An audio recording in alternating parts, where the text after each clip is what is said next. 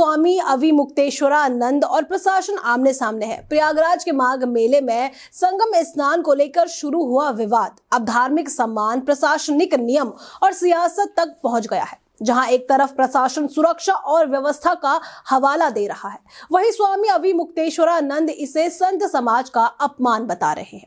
सवाल उठ रहा है कि क्या अब गंगा स्नान के लिए भी परमिशन जरूरी हो गई है या फिर मामला इससे कहीं बड़ा बन चुका है।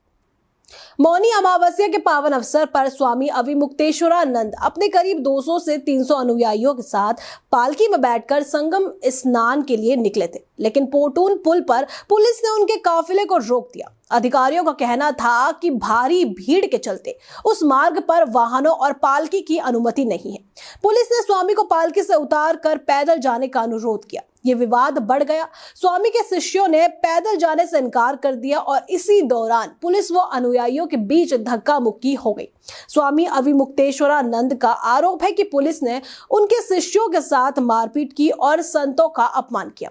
स्नान न कर पाने और कथित दुर्व्यवहार से नाराज होकर स्वामी अविमुक्तेश्वरानंद संगम वापसी मार्ग पर ही धरने पर बैठ गए।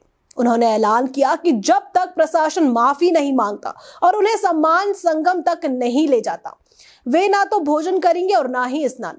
स्वामी का आरोप है कि उन्हें जानबूझकर परेशान किया जा रहा है, क्योंकि उन्होंने पहले गौरक्षा और राम मंदिर जैसे मुद्दों पर सरकार की आलोचना की थी। मामला तब और गहरा गया जब प्रयागराज मेला प्राधिकरण ने स्वामी को नोटिस जारी किया। इसमें 24 घंटे के भीतर जवाब मांगा गया कि वे अपने नाम के साथ शंकराचार्य पद का उपयोग क्यों कर रहे हैं। प्रशासन ने सुप्रीम कोर्ट का हवाला देते हुए कहा कि ज्योतिष पीठ के शंकराचार्य पद का मामला अदालत में लंबित है। कोर्ट ने 2022 में स्वामी के पट्टाभिषेक समारोह पर रोक लगाई थी। प्रशासन का तर्क है कि अंतिम फैसले तक इस पद का सार्वजनिक उपयोग अदालती आदेश की अवहेलना हो सकता है। स्वामी अविमुक्तेश्वरानंद ने नोटिस को गैरकानूनी बताया। उनके वकील का कहना है कि कोर्ट ने केवल अभिषेक समारोह पर रोक लगाई थी, शंकराचार्य शब्द के प्रयोग पर नहीं। स्वामी ने भेदभाव का आरोप लगाते हुए सवाल किया कि जब प्रशासन को उनके पद से आपत्ति है तो मेले की सरकारी स्मारिका में उनके नाम के साथ शंकराचार्य क्यों लिखा गया। साथ ही पुरी के 2 संतों को शंकराचार्य के रूप में शिविर लगाने की अनुमति कैसे दी गई।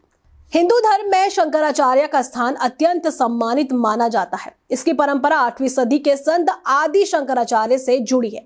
आदि शंकराचार्य ने अद्वैत वेदांत का प्रचार किया और देश की 4 दिशाओं में 4 मठों की स्थापना की। इन्हीं मठों के पीठाधीश शंकराचार्य कहलाते हैं। ज्योतिर्मठ जोशीमठ उत्तराखंड, जहां स्वामी अविमुक्तेश्वरानंद स्वयं को शंकराचार्य बताते हैं। गोवर्धन मठ पुरी ओडिशा, जहां वर्तमान शंकराचार्य स्वामी निश्चलानंद सरस्वती हैं। श्रृंगेरी मठ कर्नाटक, जहां वर्तमान शंकराचार्य स्वामी भारती तीर्थ हैं।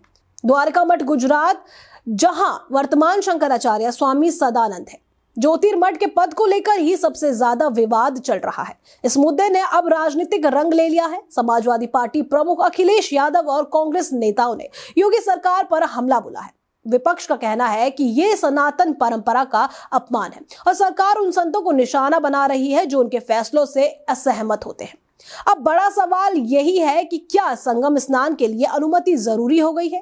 क्या सिर्फ व्यवस्था का मामला है या फिर संत समाज और सत्ता के बीच टकराव की कहानी बन चुकी है? फिलहाल प्रयागराज में शुरू हुआ ये विवाद अब प्रशासन, धर्म और राजनीति तीनों के बीच तनाव का कारण बनता जा रहा है। ऐसी ही और खबरों के लिए बने रहिए हमारे साथ।